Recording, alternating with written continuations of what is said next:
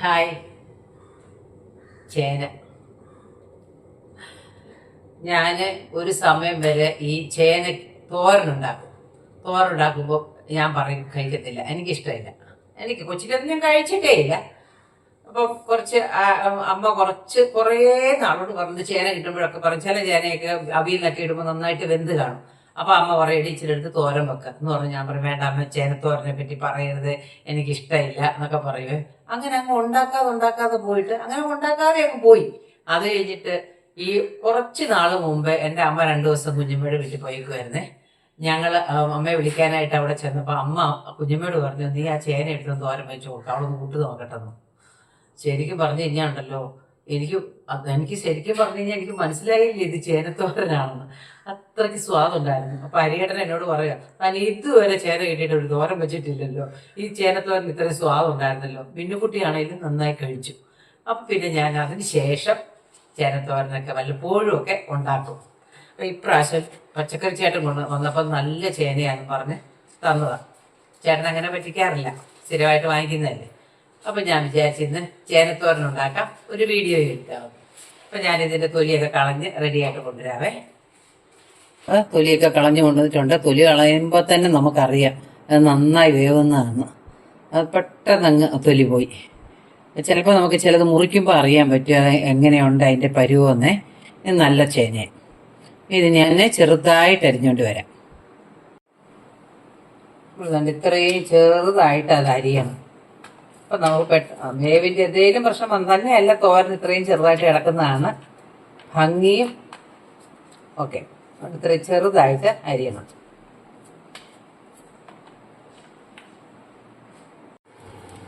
എന്തുകൊണ്ട് ചേന ഞാൻ അരിഞ്ഞോണ്ട് വന്നിട്ടുണ്ട്. ഇനി ഞാൻ ആദ്യം ഇതൊന്ന് വേറെ വേവിക്കുവേ. ചീനച്ചട്ടിക്കകത്തോട്ട് ഒന്ന് വേവിച്ചിട്ട് ഞാൻ വേറെ പിന്നെ തേങ്ങയും കടുക് വറുക്കാനും ഒക്കെ വേറൊരു പാത്രത്തോട്ട് പാനെടുക്കും. ആദ്യം ഇതിങ്ങനെയാണെന്ന് വേവിക്കും.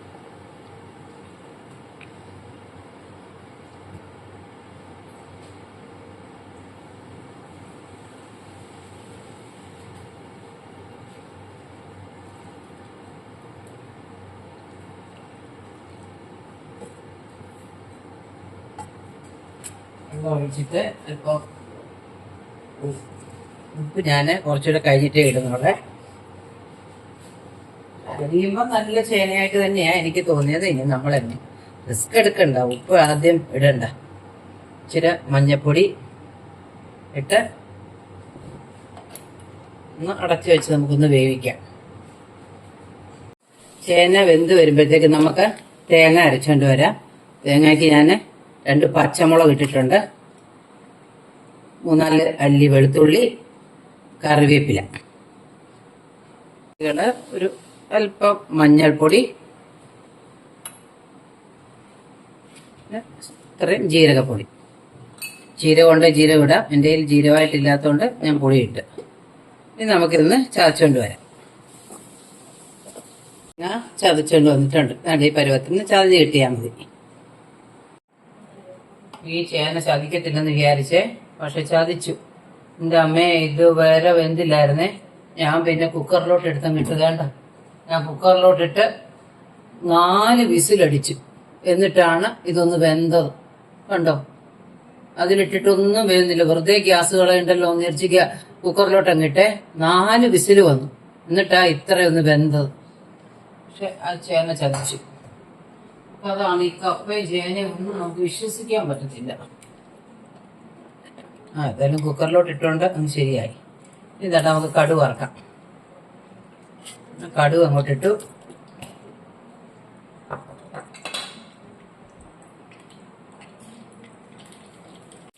കടുക് പൊട്ടി. നമുക്ക് കുറച്ച് അരിയിടാം. അരിയോ ഉഴുന്നോ എന്ത് തന്നെ ഇടാം. ഞാൻ അരിയായിടുന്നത്.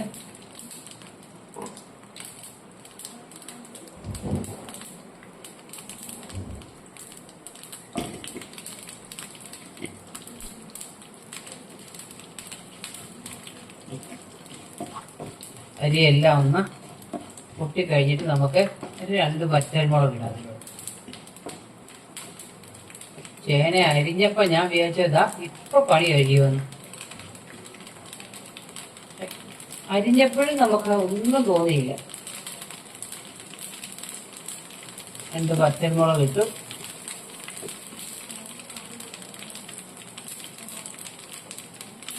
നമുക്ക് ചേന അതിലിട്ടിടാം.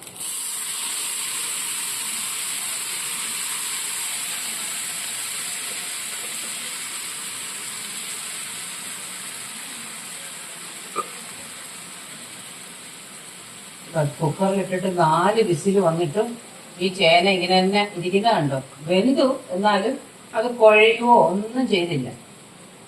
അതിനർത്ഥം ആ ചേന ഇങ്ങനെ ഇട്ടിരുന്നെങ്കിൽ, എനിക്ക് ചീനച്ചട്ടിക്കകത്ത് തന്നെ ഇട്ടിരുന്നെങ്കിൽ ഇന്നത്തെ ദിവസം മൊത്തം ഇവിടെ കിടന്ന് വേണ്ടി വന്നേ. എൻ്റെ ഗ്യാസ് മൊത്തം പോയേനെ. ഈ ഗ്യാസൊക്കെ കിട്ടാനൊക്കെ ഇച്ചിരി ബുദ്ധിമുട്ട് കുറഞ്ഞു വരുന്നുണ്ട്, എന്നാലും പ്രയാസമല്ലേ.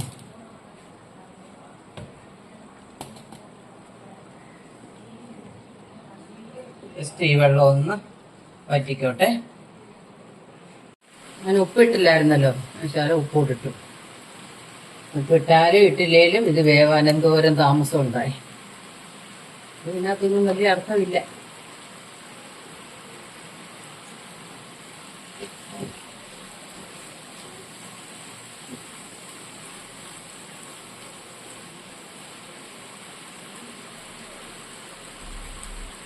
നമുക്കിതിലേക്ക് തേങ്ങ ഇടാം.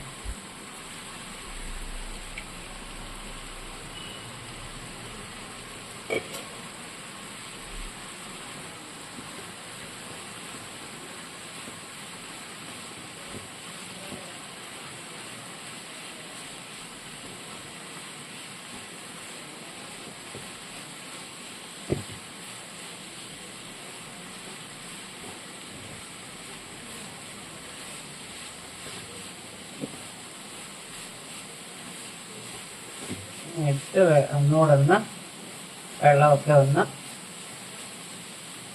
മാറി കഴിയുമ്പോൾ നമുക്ക് വാങ്ങാം.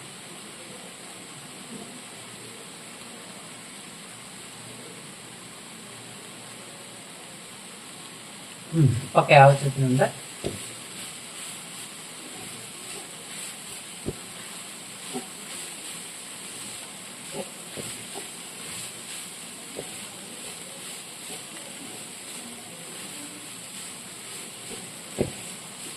സ്വാദൊക്കെ ഉണ്ട് കേട്ടോ, ഒന്നും കുഴപ്പമില്ല.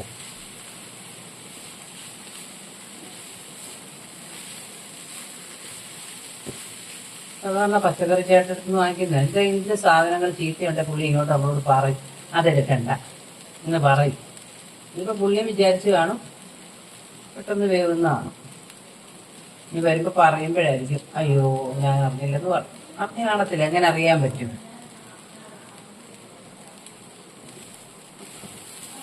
ഓക്കെ, നമുക്ക് തോരൻ വെള്ളമൊക്കെ വാർന്ന് റെഡിയായിട്ടുണ്ട്.